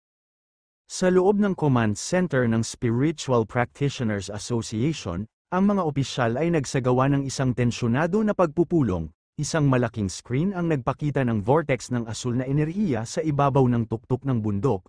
Iniulat ng isang opisyal na mabilis na tumataas ang panganib sa Mount Yuhuang, kaya kinailangan nilang isara ito at tawagin itong bagong contamination zone. Sinabi ng mabangis na pinuno ng asosasyon na ang sitwasyon ay lubhang kritikal, kailangan niyang hilahin si Su Qingying mula sa isa pang mahalagang misyon, hiniling niya sa kanya na iulat kung ano ang nangyayari. Sinabi ni Su Qingying sa mga opisyal na kasalukuyang imposibleng umakyat sa bundok, dahil malapit nang sumabog ang hindi matatag na enerhiya ng kulog. Dahil dito, opisyal na inuri ang lugar bilang A-level contamination zone, nagpatuloy siya sa mas nakababahalang balita, batay sa kung gaano kabilis ang paglaki ng enerhiya, ang bundok ay malapit nang maging isang banta sa antas ng S, na magsisimula sa kanilang pinakamataas na planong pang-emergency. Ngunit itinuro niya ang isang malaking problema, batay sa kanilang data. Walang explorer na mayroon sila ang ligtas na makalapit sa lugar, na umamin na kahit siya ay hindi makayanan nito, isang alon ng pagkabigla ang dumaan sa silid, dahil ipinakita ng mga kalkulasyon na ang misyon ay mangangahulugan ng tiyak na kamatayan kahit para sa mga napakahusay na explorer. Sa pagharap sa imposibleng sitwasyong ito, isang lalaking nakauniporme ng seguridad ang nag-utos sa paanan ng Mount Yuhuang naganap na selyuhan, kasama ang mga patrol na ipinadala 24 hanggang 7 upang pigilan ang sinuman na subukang umakyat dito. Mahigpit na sumang-ayon ang pinuno ng asosasyon. Idineklara niya na kailangan nilang ihinto ang pagbabanta sa pamamagitan ng pagsil sa bundok at walang makakalapit dito hanggang sa bumaba ang konsentrasyon ng enerhiya. Habang iniisip ng asosasyon na masyadong mapanganib ang Mount Yuhuang, si Fang Yi ay nasa loob na ng zone, malaking bolts ng asul na kidlat ang bumagsak sa paligid niya. Habang lumalakas ang bagyo, si Fang Yi ay nakatayong matatag, pinuprotektahan ng gininto ang aura mula sa kanyang pamamaraan sa paghinga. Alam niya, gayunpaman, na ang makaligtas lamang sa bagyo ay hindi sapat, upang makuha ang purong enerhiya ng kulog. Kailangan niyang umakyat sa gitna ng bagyo sa tuktok ng bundok, ang kanyang desisyon ay pinalakas ng madilim na alaala ng nakaraan. Alam niyang simula pa lang ang mga nilalang na kinakaharap nila ngayon, at mas maraming nakakatakot na halimaw ang lilito sa hinaharap, napagtanto niya na ang kanyang kasalukuyang kapangyarihang nakabatay sa apoy ay hindi sapat para sa mga darating na hamon, kailangan niyang palakasin ang kanyang sarili, hindi lamang umasa sa kanyang sandata. Napapaligiran ng kidlat, nakakita si Fang Yi ng isang bihira at perpektong pagkakataon na gamitin ang enerhiya ng kulog upang palakasin ang kanyang sariling katawan. Alam ni Fang Yi kung hindi niya sasamantalahin ang pagkakataong ito para lumakas, haharapin niya ang tiyak na kamatayan mula sa mga darating na kalamidad. Ang kanyang mga mata ay kumikinang na ginto, inilabas niya ang kanyang nag-aalab na espada at, sa isang mapanghamon na dagendong, direkta itong ibinaon sa isang napakalaking bolt ng asul na kidlat. Ang ligaw na enerhiya ay damaloy sa kanya, na nagdulot ng matinding sakit, ngunit ang kanyang mukha ay nanatiling determinado, nanginginig ng husto ang kanyang katawan ng damaloy ang kuryente sa kanya. Napagtanto niya na ang kapangyarihan ng kulog na ito ay parang isang banal na parusa, na aktibong nakikipaglaban sa kanya. Galit na galit ang bagyo na pinasok niya ang teritoryo nito at tila hinihiling na sumuko na siya. Nakatitig sa magulong langit, iniisip niya kung paano niya magagawa ang gayong hilaw na puwersa na sumunod sa kanya. Tapos may idea siya. Kinalma niya ang sarili at naalala ang tuntunin ng sistema niya. Upang makakuha ng kapangyarihan, kailangan niyang hawakan ang pinagmumulan ng enerhiya. Isang gininto ang aura ang sumabog mula sa kanya habang inilalabas niya ang kanyang gininto ang pamamaraan sa paghinga ng araw, determinadong lumaban sa bagyo. Sa isang malakas na dagendong, si Fang Yi ay tumulak pasulong, gamit ang kanyang nag-aalab na espada upang maputol ang landas sa bagyo ng asul na kidlat. Ang salpukan ng kanyang gininto ang enerhiya laban sa hilaw na bagyo ay lumikha ng isang napakalaking, magulong pagsabog. Tumutulo ang dugo mula sa kanyang bibig mula sa pilay, ngunit ang kanyang mga mata ay nag-alab sa determinasyon. Alam niyang ito ay isang desperadong sugal kung saan kailangan niyang itulak ang kanyang sarili sa kanyang limitasyon, humarap sa kamatayan upang mabuhay. Sa wakas, pagkatapos ng matinding pakikibaka, naabot niya ang rurok, itinutok niya ang kanyang espada sa lupa, nabasag ang bato pagdating niya sa gitna ng bagyo. Dito, ang kapangyarihan ay mas nakakatakot, isang marahas na baha ng enerhiya ng kulog na nagpahirap kahit na huminga. Naramdaman niya ang buong atensyon ng bagyo sa kanya at napagtantong hindi na lang siya nito gustong itulak palayo. Gusto na siya nitong patayin, para bang upang patunayan ito, inipon ng bagyo ang buong lakas nito at binaril sa kanya ang isang napakalaking sinag ng puting mainit na kidlat, isang pag-atake na nilalayong ganap na sirain siya. Habang hinarap ni Fang Yi ang huling pag-atake ng bagyo, nag-activate ang kanyang sistema, na-detect ang isang malakas na katangian ng kulog at sinimulang i-proseso ito. Malayo sa ibaba ng lungsod, ang mga tao ay nanunood mula sa isang mataas na gusali, na mangha, isang lalaki na kumukuha ng litrato ay hindi pa nakakita ng kidlat ng napakalaki. Ang isa ay nagtaka kung ang isang Diyos ay dumaranas ng pagsubok, kahit na iniisip niya na nakakita siya ng isang tao sa langit, sa taluktok ng bundok. Natapos ang laban sa isang makinang na pagsabog, nanalo si Fang Yi. Kinumpirma ito ng isang mensahe ng system, na nagpapahayag na nakakuha siya ng refined divine thunder power at maaari na ngayong tumawag ng makalangit na kidlat upang gawing makadiyos ang kanyang katawan. Ginantimpalaan siya ng 5 puntos sa pagsusulat, lumulutang na ngayon si Fang Yi sa hangin, napapalibutan ng asul na kidlat at ang kanyang ginintoang aura. Naunawaan niya ang kanyang bagong kapangyarihan, ang Thunder attribute ay isang top-tier na puwersa para sa parehong pag-atake at depensa, hindi tulad ng kanyang kapangyarihan sa araw, na halos para sa pagtatanggol, ang kulog ay maaaring pinuhin ang kanyang katawan at gawing matinding enerhiya. Napagpasyahan niya na ang kulog ay ngayon ang kanyang sibat at kanyang kalasag. Napagtanto din niya na ang kapangyarihan ay hindi lamang tungkol sa pagkawasak, ito rin ay tungkol sa paglilinis at muling pagsilang. Ramdam niya ang lakas na nagpapalakas sa kanyang mga buto at kalamnan ng walang anumang sakit.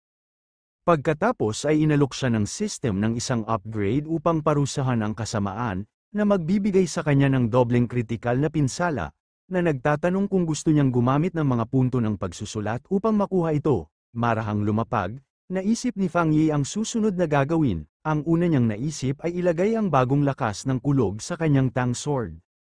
Pinag-isipan niya itong mabuti, habang palakasin nito ang talam, nag-aalala siya na baka masira ang kadalisayan ng katangian ng araw na nasa loob nito. Alam din niya na ang paglalagay ng napakaraming iba't ibang kapangyarihan sa isang bagay ay maaaring makapinsala o makasira pa nito. Bigla siyang nagkaroon ng magandang ideya, sa pagtingin sa kanyang kamay, nagpasya siyang gumawa ng ibang bagay, direktang ilalagay niya ang katangian ng kulog sa kanyang kanang kamay. Agad na tumugon ang system, nagtatanong kung gusto niyang ilagay ang Thunder attribute sa napiling item, isang kumpiyansa ng ngiti ang lumitaw sa kanyang mukha habang nag-uutos, agad, ang lahat ng ligaw na asul na kidlat sa hangin ay sumugod sa kanyang kanang kamay habang inaangkin niya ang kapangyarihan ng bagyo para sa kanyang sarili. Kinabukasan sa taluktok ng Mount Yuhuang na napinsala ng bagyo, nawala ang agarang panganib. Sa ilalim ng isang bangin, si Su Qingying at isang opisyal ng hukbo na nagngangalang Major Han Li ay nakatayo sa ibabaw ng maraming figure sa mga body bag. Iniulat ni Su Qingying na ang enerhiya ng contamination zone ay kakaibang bumaba mula sa pinakadelikadong antas nito hanggang sa banayad na antas sa loob lamang ng 3 oras, kahit na may ilang kuryente sa hangin. Nakinig si Major Han Li at agad na inisip kung ano ang nangyari. May naroon noon. Ito ay isang pioneer, isang taong aktibong naghahanap ng mga mapanganib na kaganapang ito. Nagulat si Su Qingying, iniisip kung may kasama pang pioneer at kung nakaligtas pa ba sila. Lumuhad siya at naghanap ng mga pahiwatig ngunit wala siyang maramdaman. Sa pag-aakalang natangay ng malakas na ulan ang anumang ebidensya, napagpasyahan niya na ang pioneer ay ligtas na umalis sa bundok bandang 8:00 ng gabi noong nakaraang gabi. Sumang-ayon si Major Han Li sa kanyang timeline, nagsimula ang kakaibang pangyayari bandang 6:00 ng gabi at naselyuhan ng hukbo ang bundok 7:00 ng gabi, kaya malamang na inakyat ng pioneer ang bundok bago ito isara. Nabanggit niya na ang kanilang mga instrumento ay hinulaang ang panganib ay aabot sa grade S. Ngunit pagkatapos ng 8 PM ay biglang bumaba ang enerhiya. Nakatayo kung saan naging pinakamalakas ang kidlat, idinagdag ng mayor ang kanyang sariling teorya. Naniniwala siya na ang pioneer ay hindi lamang nakaligtas sa kidlat ngunit marahil ay may kapangyarihang nauugnay sa kulog, na ginagawang isang magandang pagkakataon ang sakuna, na pagpasyahan niyang ang taong ito ang direktang dahilan ng biglaang pagbabago. Pagkatapos ay ibinahagi ng mayor ang kanyang pinakamalaking pag-aalala. Ang mga taong ganito ang pinakadelikado dahil hindi nila alam kung kaninong panig sila. Sumang-ayon si Su Qingying, at idinagdag na kung ang gayong makapangyarihang tao ay isang banta, ang sakuna na maaari nilang idulot ay magiging napakalaki. Kinailangan silang matagpuan ng mabilis, milya ang layo, nakaupo sa kanyang sopa at walang kam-alay-malay sa operasyon ng militar na nakatutok ngayon sa kanya. Biglang bumahing si Feng Yi, bumalik sa bundok, ginawa ni Major Han Li ang kanyang desisyon. Matibay na utos niya sa kanyang mga hukbo, hanapin agad ang taong ito, kahit ano pa ang mangyari. Habang ibinigay ang kanyang utos, itinalaga niya sa misteryosong target ang kanyang pansamantalang codename, ang Tyrant. Nagsimula kaagad ang investigasyon sa Yuhuang Mountain. Inaasahan ng hukbo na ang Spiritual Practitioners Association ay maaaring mag-recruit ng misteryosong tao na may pangalang Tyrant sa lalong madaling panahon. Pansamantala, Pananatilihin nilang lihim ang lahat ng impormasyon tungkol sa kaganapan at magsisimula ng kanilang sariling investigasyon. Sa tag-ulan, sinabi ng lider ng asosasyon kay Major Hanley na mayroon na silang mataas na antas na pioneer na sinusubukang makipag-ugnayan, pagkatapos ay bumaling siya kay Su Qingying at inutusan itong ibigay ang kanyang ulat sa mayor. Si Su Qingying ay nahuli sa utos at napabuntong hininga sa gulat. Sa pilitang mag-isip ng mabilis, sinimulan niya ang kanyang kalahating totoong ulat. Ikinonekta niya ang kasalukuyang pangyayari sa Pioneer na kamakailan ay nag-alis ng polusyon sa isang lokal na unibersidad. Sa loob-loob niya, siya ay nagpapanik, natatakot na baka may masabi siyang mali at ibunyag ang kanyang pakikitungo kay Feng Yi. Ipinaliwanag niya na sinubukan niyang makipag-ugnayan sa kanya, ngunit mahirap siyang hanapin. Binanggit niya ang paghahanap sa katawan ng isang mutated rabbit na pinatay niya at natukoy ng tama ang katangian ng young flame nito mula sa ebidensya. Nagtapos siya sa pamamagitan ng pangakong gagawin niya ang lahat para makalapit sa kanya at malaman kung paano niya naalis ang gate ng unibersidad. Tahimik siyang nanalangin para sa tulong, alam na ang paghahalo ng katotohanan sa mga kasinungalingan ang tanging paraan niya para maging totoo ang kanyang kwento. Si Major Hanley ay nakinig ng mabuti, iniisip kung ano ang ibig sabihin ng isang pioneer na may katangiang young flame. Tila natuwa siya sa ulat niya at pinasalamatan siya sa kanyang pagsusumikap, at tinawag siyang talentadong kabataang pioneer. Sumagot si Su Qingying na ito ay kanyang tungkulin. Nang matapos ang pulong, binanggit ni Major Hanley na maglalabas sila ng mga peking balita tungkol sa mga natural na sakuna upang itago ang kaganapan sa publiko. Sinabi rin niya na hindi siya sumang-ayon sa pag-post ng espiritual na impormasyon ng enerhiya sa online kung saan maaaring gamitin ito ng masasamang tao. Habang nag-uusap ang mga opisyal, tahimik na bumantong hininga si Su Qingying, nakahinga ng maluwag na sa wakas ay natapos na ang mahirap na pagtatanong. Pagbalik sa kanyang tahanan, ginamit ni Feng Yi ang kanyang ginintoang sun-breathing technique para madaling matuyo ang kanyang puting hoodie, na ginagawa itong kumikinang sa mainit na liwanag bago ito itinaas, perpektong malinis at tuyo. Pagkasuot nito ay tiningnan niya ang mga pagbabago sa kanyang katawan.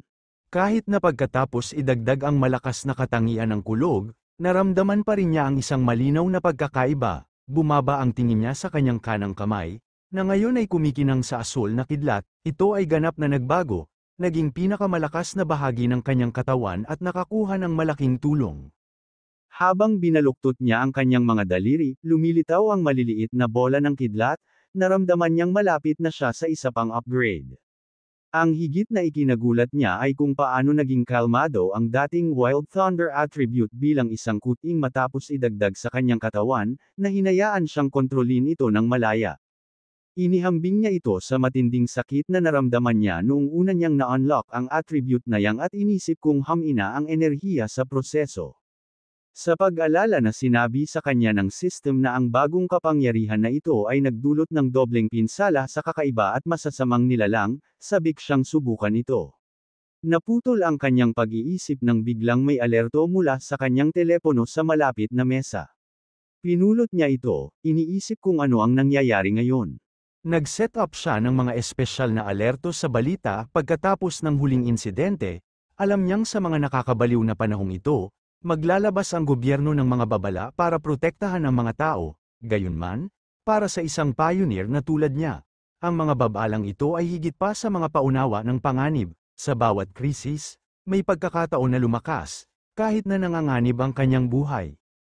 Habang iniisip ni Feng Yi ang susunod na gagawin, tiningnan niya ang pangunahing alerto ng balita sa kanyang telepono. Ayon sa ulat, isang malaking pagsabog ang nangyari sa loob ng isang planta ng kemikal, na nagdulot ng maraming polusyon sa lungsod. Sinabi ng opisyal na kwento na walang nasaktan at sinabi sa mga tao na manatiling kalmado. Ngunit si Feng Yi ay naghinala sa isang kaganapang ganito kalaki. Sinuri niya ang mga online na forum, kung saan ang mga taong nakakita nito ay nagbigay ng mas nakakatakot na kwento. Inilarawan ng mga taong nakatira sa malapit ang isang sobrang kitakot-takot na pakiramdam na hindi nila maipaliwanag. Isang tao ang nagtanong kung ito ay isang malamig na masamang aura, at ang isa ay mabilis na sumang-ayon. Bagamat marami ang nagdududa, ang pangkalahatang pakiramdam ay takot at pangamba. Pamilyar kay Feng Yi ang mga salitang malamig at masamang aura. Biglang bumalik ang isang nakakatakot na alaala mula sa kanyang nakaraang buhay, isang dagwang kamay at isang nakakakilabot na halimaw. Naalala niya ang pagtatago sa takot mula sa isang higanti, pula, demonyong hayop habang sinisira nito ang lahat sa paligid nito. Ang nilalang, isang maalay, maraming mata, halimaw na parang daga, ay isang banta na alam niya. Sa kasalukuyan, seryoso ang itsura niya. Naalala niya ang ugali ng mga nilalang na ito. Sila ay mga halaman o hayop na nagbago sa kakaibang paraan pagkatapos na maging mulat sa sarili. Ang kanilang kapangyarihan ay nagiging ligaw at nagbibigay sa kanila ng mga nakakatakot na kakayahan sa pangangaso at pagpatay. Gustong-gusto nilang lumitaw sa dilim ng gabi, na pagtatanto na ang bagong banta na ito ay 100 beses na mas mapanganib kaysa sa mutated rabbit na kanyang nakalaban noon. Alam ni Fang Yi na kailangan niyang gawin ang isang bagay. Nakakuyom ang kanyang kamao, na nagpasiklab ng kanyang bagong asul na kidlat, nagpasya siyang lumabas ng gabing iyon upang pigilan ang mga nilalang na ito na mabuhay at lumakas. Pagtayo, napapalibutan siya ng asul na enerhiyang elektrikal, oras na, napagpasyahan niya, nasubukan ang kanyang bagong 200% critical hit na kakayahan sa isang tunay na laban. Sa isang madilim at mabagyong gabi, bumuhos ang ulan sa walang laman na mga lansangan ng lungsod, habang nagbabago ang ilaw ng trapiko. Lumabo ang paggalaw sa basang kalsada, isang pangkat ng mga nakabalabal na figure ang gumagalaw ng may kamanghamanghang bilis. Ito ang mga miyembro ng Destroyer Squad, at sila ay nangangaso. Isang miyembro ang nag-ulat sa kanilang punong tanggapan na sinusubaybayan nila ang Anomaly File Number 7, na may pangalang Candle Knight, ngunit nawala ang target. Ang kilalang kakayahan ng nilalang ay makihalubilo sa kadiliman, na ginagawa itong napakahirap sundan. Nagdagdag ang miyembro ng squad ng bago, nakakatakot na mga detalye sa file. Ang anomalya ay gumawa ng mahina at mainit na tunog kapag ito ay malapit at mahilig kumain ng mga tao. Habang lumiliwanag ang kidlat sa kalangitan, dumaong ang squad sa isang rooftop upang tingnan ang lungsod. Alam ng kanilang pinuno, isang determinadong lalaki na may mapusyaw na buhok at may peklat sa mukha. Ang mabagyong panahon ay perpekto para sa pangangaso ng nilalang. Sinabi niya ng may matinding katiyakan na hindi nila hahayaang mangyari yun. Milya ang layo, sa isang abalang command center, nakuha ng isang operator ang na-update na impormasyon. Kinumpirma niya ang bagong data para sa file number 7, na isumite na ang Candle Knight. Seryoso ang sitwasyon. Ang isang kahilingan sa pagpuksa ay inihain bilang isang mataas na prioridad, na may layuning malutas ito sa loob ng 12 oras. Ang utos ay bumalik mula sa punong tanggapan. Ang Destroyer Squad ay dapat magpatuloy sa paghabol sa target, ngunit ang kanilang sariling kaligtasan ang pinakamahalaga. Agad na muling sinimula ng koponan ang paghabol, tumalon mula sa gusali hanggang sa gusali sa maulan na lungsod. Huminto ang pinuno ng squad, nakatingin sa isang kumikinang, holographic na mapa ng lungsod na puno ng mga pulang marker na nagpapakita ng mga aktibong anomalya. Alam niya na ang 12 oras ng pagtugon ay hindi mabilis, ngunit ito ang pinakamahusay na magagawa ng punong tanggapan. Malaki ang bansa, at may mga anomalya na lumilitaw sa lahat ng dako, maging ang kanilang mga advanced na mapagkukunan ay nababanat ng manipis. Nang malapit na ang Destroyer Squad sa huling alam na lokasyon ng kanilang target, isang babala ang dumating mula sa kanilang punong tanggapan. Sinabi sa kanila ng operator na ang lugar na kanilang pinapasukan ay kasalukuyang inookupahan ng mga ahente ng Spiritual Energy Cultivation Association. Isang larawan ni Su Qingying ang lumabas sa screen habang ipinaliwanag ng operator na ang kanyang team ay nanunood ng mga pioneer doon at maaaring hilingin na tumulong. Kinilala ng pinuno ng Destroyer Squad ang mensahe at hiniling sa punong tanggapan na tulungan siya. Sinabing narinig niya ang kanyang mabuting gawain. Sa ibang lugar, nagulat si Su Qingying nang malaman na siya ay naging napakasikat. Ang Destroyer Squad ay mabangis na naghihintay sa ulan. Hindi nagtagal, dumating si Su Qingying at ang kanyang sariling nakabalabal na koponan, pumwesto sa mas mataas na rooftop, nakahawak ang kamay sa kanyang balakang. Tumingin siya sa squad sa ibaba at casual na nagtanong kung sila ba ang tumatawag sa kanya para mag-overtime.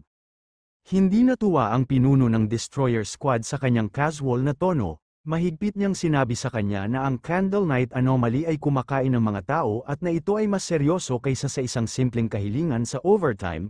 ang isa sa mga miyembro ng koponan ni Su Qingying ay tumalikod, nagtanong kung yun ang tamang paraan para humingi ng tulong.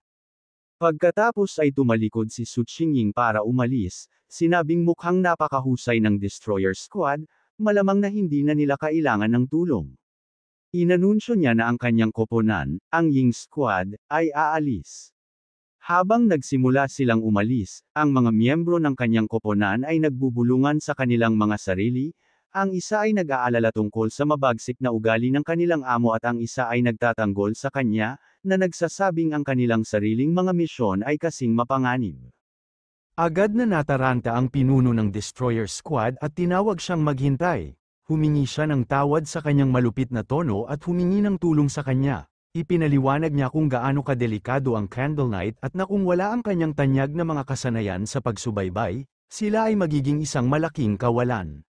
Binigyang diin niya na kapag nabigo ang kanyang koponan, ang mga tao sa lungsod ang magdurusa, dahil papatayin silang lahat ng halimaw, matapos magkasundo na magtulungan, tumayo ang dalawang koponan sa maulan na bubong, handang manghuli, nag-concentrate si Su Qingying, at isang kumikinang na asul na bola ng enerhiya ang lumitaw sa kanyang kamay.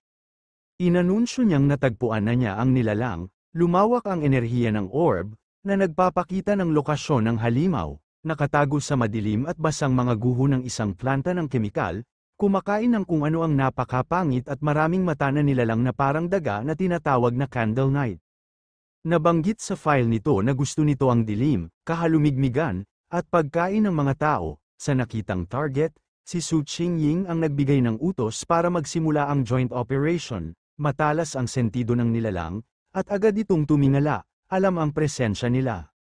Tumalon ito palayo nang tumama ang isang pag-atake sa lupa kung saan ito naroroon. Sinabi ng isang miyembro ng Destroyer Squad na nakita sila ng target at inutusan ang koponan na bumuo. Ang mga miyembro ng squad ay kumilos sa hindi kapani-pani walang bilis. Ang kanilang mga balabal ay lumabo habang hinahabol nila ito. Pinalibutan nila ang nilalang mula sa lahat ng panig, at kasama ang kanilang biktima na nakulong, sabay silang sumigaw, na handang umatake. Ang isa sa mga miyembro ng Destroyer Squad ay sumugod, sumisigaw ng utos na umatake, tinamaan niya ng malakas ang nilalang, dahilan para bumagsak ito sa tumpok ng mga durog na bato. Ngunit sa halip na maging mahina, nagsimulang magbago ang katawan ng halimaw. Ang likod nito ay pumuputok na may mga pulang sugat at itim na spike, sa isang galit na hiyaw. Ang galit na Candle Knight ay lumaban, lumikha ng isang puyo ng tubig ng madilim na enerhiya. Si Su Qingying ay desperadong sumigaw para sa mga koponan na mag-ingat sa sound wave at umiwas.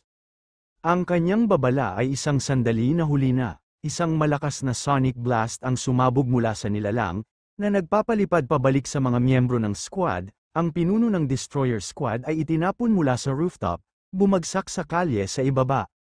Isang miyembro ng kanyang koponan ang sumugod sa kanyang tabi, itinulak ng pinuno ang sarili, bagbog ngunit buhay. Inamin niya na kung hindi siya bumalik sa huling segundo, nabalian na sana ang kanyang mga buto. Alam niyang nasa matinding panganib ang mga ito, kung mananatili pa ang nilalang sa lungsod, magdudulot ito ng malaking kapahamakan. Muling umikot ang labanan habang patuloy na nagbabago ang Candle Knight. Lumaki ito ng malalaking pakpak na parang paniki at naglabas ng dagendong. Ang lalamunan nito ay kumikinang sa berdeng enerhiya, pagkatapos ay nagbuga ito ng corrosive dark substance na pumuno sa hangin ng nakalalasong berdeng usok. Itinutok ng nilalang ang putok na ito sa lupa, sinusubukang tunawin ang kalye upang mabaon sa ilalim ng lupa at makatakas. Binalaan siya ng isa sa mga miyembro ng koponan ni Su Qingying na ang halimaw ay may corrosive dark power at anumang bagay na mahawakan nito ay masisira. Ipinaliwanag niya na ang kanilang koponan ay walang sapat na lakas upang labanan ito. Si Su Qingying, gayunpaman, ay nanatiling kalmado. Inutusan niya ang kanyang koponan na manatiling alerto at huwag guluhin ang pagbuo ng Destroyer Squad, na nagpapaalala sa kanila na ang kanilang pangunahing trabaho ay ang mang-alap ng impormasyon at tumulong sa diskarte. Samantala, isang miyembro ng Destroyer Squad na may dalang punyal ang naghanda upang hampasin ang tumatakas na nilalang, biglang kuminang mula sa dilim ang isang pares ng nagbabantang pulang mata. Ang may pakpak na Candle Knight ay lumundag pasulong, makitid na nakaiwas sa pag-atake ng isang miyembro ng Lipeng Squad, galit na galit, Ang pinuno ng Destroyer Squad ay sumigaw sa kanyang koponan na huwag hayaang makatakas ang halimaw, lumipad ang may pakpak na nilalang sa mga lansangan ng lungsod, hinabol ng mga nakabalabal na miyembro ng Ying Squad. Mula sa isang mataas na rooftop, nanood si Su Qingying at dalawa sa mga miyembro ng kanyang team. Bigla, naramdaman niya ang matinding pagtaas ng espiritual na enerhiya mula sa direksyon ng nilalang. Nang napagtanto niyang may importanteng mangyayari, inutusan niya ang kanyang team na manatili sa labas habang siya mismo ang sumunod dito. Ang paghabol ay humantong sa kanila sa isang malaki, madilim, abandonadong pabrika. Sa loob, sinabi ni Su Qingying na susuriin niya ang espiritual na enerhiya ng lugar. Napansin ng pinuno ng Destroyer Squad ang advanced na relo sa kanyang pulso. Kinumpirma niya na isa itong bagong device mula sa association, na nagpapaliwanag na ipinakita ng relo na ang antas ng enerhiya na ligtas na mahawakan ng isang squad ay 50. Ang pagbabasa ng Candle Knight ay 48 pa lang, biglang nagsimulang kumislap ang device sa kanyang pulso, ang pagbabasa ay lumampas sa 80. Sumigaw si Su Qingying na ang mga antas ng enerhiya ay nababaliw. Sa sandaling yun, isang napakalaking, anino na anyo na may kumikinang na berdeng mga mata ang lumitaw sa mga rafters sa itaas. Sila ay dinala sa isang bitag.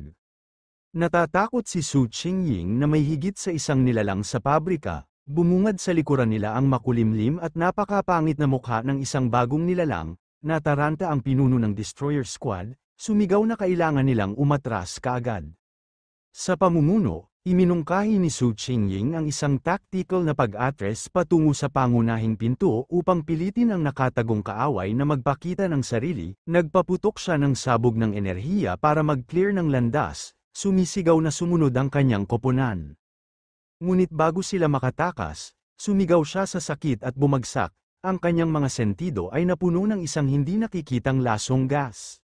Biglang natagpuan ni Su Qingying ang kanyang sarili na nag-iisa sa malawak na berdeng kadiliman ng pabrika. Tumawag siya sa kanyang team, ngunit walang sumasagot, alam niyang malapit lang sila, ngunit dahil sa lason ay hindi nila siya maramdaman. Pagsasama-sama ng mga piraso, natanto niya ang buong bitag, dinala sila ng Candle Knight sa pabrika na ito, na siyang teritoryo ng isang mas makapangyarihang nilalang, isang higanteng ahas na kanina pa niya mahinang naramdaman. Tila tinawag ng kanyang mga iniisip, ang malaki at nakabaluti na ulo ng isang malabong ahas na may kumikinang na berdeng mga mata ay bumungad sa kanya. Naunawaan na niya ngayon na hindi katulad ng simpleng dark power ng Candle Knight, ang itim na ambon ng nilalang na ito ay isang malakas na lason, at nilalanghap na nila ito mula nang dumating sila. Ang gas ay gumana ng tahimik, paralisado ang mga biktima nito habang inuubos ang kanilang espiritual na enerhiya. Ang paglaban sa likod ay mas mabilis na mauubos ang kanilang kapangyarihan, na humahantong sa tiyak na kamatayan. Pakiramdam niya ay halos wala na ang sarili niyang espiritual na enerhiya, at kung wala ito, alam niyang malapit na siyang maging isa pang biktima. Nang bumagsak siya sa sahig, nawala ang kanyang lakas, nawalan siya ng pag-asa sa nakakatakot na katalinuhan ng isang nilalang na nakikipaglaro lang sa kanila. Ipinikit niya ang kanyang mga mata, iniisip kung ito na ba ang katapusan. Habang natatalo sa sahig ng pabrika, nakita ni Su Qingying ang isang sinag ng liwanag na tumawid sa berdeng kadiliman sa itaas. Isang kurap ng pag-asa ang lumitaw sa kanyang mga mata, biglang sumabog ang kisame ng pabrika sa loob, at napuno ng nakakasilaw na liwanag ang silid. Nanlaki ang mga mata niya nang may bumaba mula sa pagsabog, si Fang Yi iyon, maganda siyang bumagsak sa mga durog na bato. Ang kanyang nakatalukbong na figura ay nakaharap sa kumikinang na butas sa kisame. Tumayo siya sa harap ng higanteng ahas, agad itong nakilala bilang isang madilim na katangiang nilalang. Nang walang babala, ang ahas ay umatake, ang malalaking pangil nito ay nakatutok sa kanya. Kasabay nito, ang Candle Knight Monster ay sumabog mula sa mga anino, umaatake mula sa likuran. Naiwasan ni Fang Yi ang pag-atake ng ahas at nakaharap ang umuungol na parang daga na hayop. Sa pagsara ng dalawang nilalang, sa wakas ay naunawaan na niya ang buong bitag na kanyang napasok. Sa isang nakakagulat na hakbang, hinayaan ni Fang Yi ang Candle Knight Monster na kumagat sa kanyang balikat. Habang tumutulo ang dugo, napansin niya ang kanilang nakakagulat na matalinong taktika, isang nilalang para sa pang-akit ng biktima, ang isa para sa pagpatay sa kanila. Tinuya niya ang halimaw na nakakapit sa kanya. Tinanong kung nasiyahan ba ito sa pagkagat ng mga tao. Bilang tugon, pinakawalan niya ang kanyang bagong kapangyarihan. Ang matingkad na asul na kidlat ay sumabog mula sa kanyang katawan habang hinahamon niya ang halimaw na tikman ang kanyang ari-arian ng kulog. Kasabay nito, nagpaputok siya ng napakalaking sinag ng gintong solar energy mula sa kanyang libreng kamay, na tumama sa humahangos na ahas. Ngayon ay natatakpan na ng dumadagundong na kuryente at wala na sa nakatulala na nilalang na daga. Ibinaling ni Fang Yi ang buong atensyon sa ahas, nagpakawala ng baha ng gintong apoy, habang hinahamon niya ito upang makita kung gaano kahusay nitong makayanan ang apoy.